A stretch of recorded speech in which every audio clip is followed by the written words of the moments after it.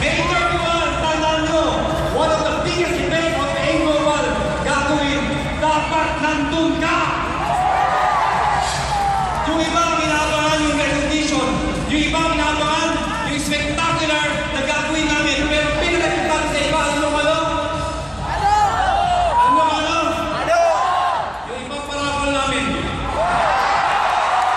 Anyway, sige, pula ko kayo. What I would like to share to you tonight is one of the most important quality of a distributor myself, and that is optimism. Sabi mo sa katabi mo, optimistic ka! Optimistic, being positive. Ladies and gentlemen, what separates an ordinary distributor or an average person from a successful leader is optimism. Tandaan mo, pag lagi kang positive sa buhay mo, kahit anong challenges ang hinaharap mo, believe me, malalagpasan mo yan. Kahit pagod ka na, kahit hirap ka na, kahit lumog ka na, basta positive ang outlook mo sa buhay, maniwala ka sa akin, barating ang araw, aangat ka rin! Why? Because you are with the best of the best company. This is AIM Global! Pag nasa AIM Global ka, tatak AIM Global ka, ibang tao ka na, positive ka na! Because when you are a positive person, you see the opportunity. Mga kaibigan, pag positive ka, ang nakita mo yung opportunity. Opportunity to learn, opportunity to succeed.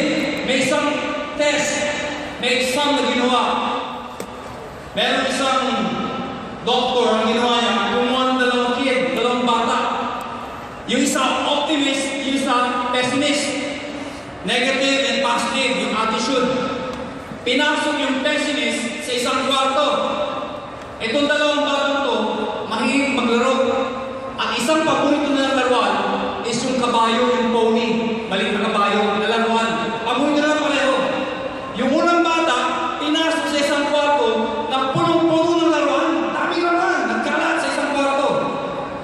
Pero, walang pony. So yung bata, excited. Alam mo, after 5 minutes, lumabas yung bata, umiiyak. So ang takay doktor, what happened? Why are you crying? Ano sagot niya? Wala yung favorite ko eh. Yung pony, yung maling na kabayo. Imagine nyo to sa dami ng mga gandang laruan, hindi niya na-appreciate. Umiiyak siya dahil wala yung favorite niya. Mga kaibigan, yung optimist, iba.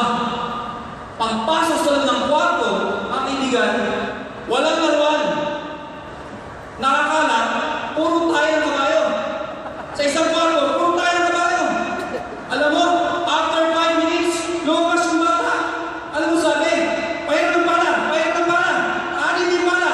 Sa dami ng tayo to, yung sabi walang kabayo.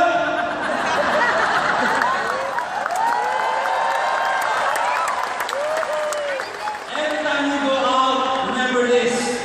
Pag ayaw ng mga taong kausap mo, lagi mo isipin, hindi sila tayo, hindi ko sila tayo. In every challenges, there is an opportunity for you to learn. In every obstacles, meron pag-asa. Because para po itong diamond, para isang diamond na hinubulma ka, para maging ganap ka, na totoong diamond, na para lumabas yung totoong kinang. Yung diamond, para kuminang, kailangan yan, kasi ng kapwa diamond. Kailangan dumaan sa matinding process. Mga kaibigan, para po kayong bato. Napaka-ordinaryong bato.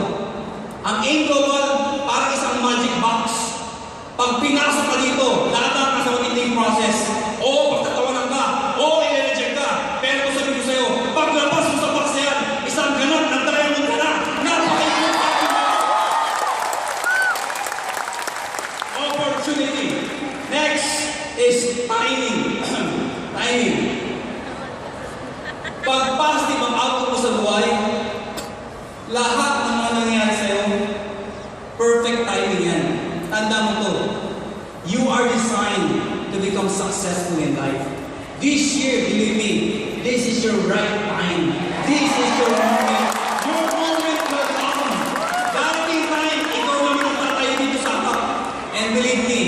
one day, you will stand out. Darating yung panahon, pag dumadating ka, hindi ka pa nagsasalita dahil positive ang outcome mo sa buhay, ibang-iba ka na. Iba ka na mag-isip, iba ka maglakad, iba ka tumingin, iba ka magsalita. Lalo-lalo na, ibang-iba na mga tao sa paligid mo.